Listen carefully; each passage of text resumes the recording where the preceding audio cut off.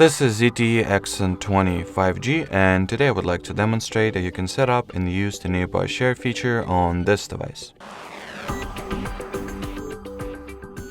So first step that I recommend you taking is to enable Wi-Fi, Bluetooth and mobile data.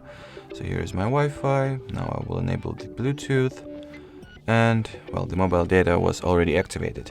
Then among the available control panel shortcuts, find the icon that is responsible for the nearby share. In my case, perhaps it is not added over here by default, so I'll go into the layout editing panel and drag it from the list of unused tiles to the list of actually active controls. Then I will get back. Here is the tile, so touch and hold edit.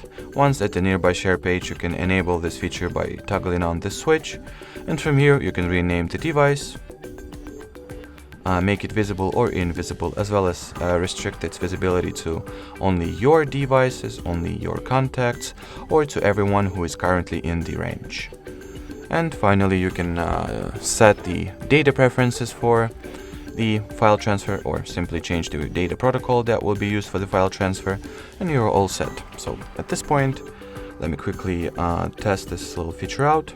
So I happen to have another phone in my hands, so I'll just, well, let's see.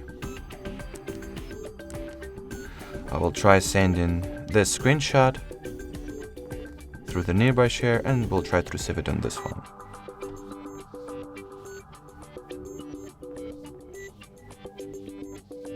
So here is my, well, it disappeared mysteriously, but well, that's whatever. I guess it should be discovered.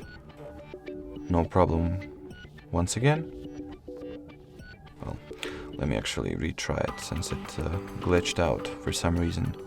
So here is my phone, so I'll tap on it, then accept the file transfer at the receiver's end, and as you can see, the file or the photo was successfully sent and received, or well, rather, the screenshot, not a photo.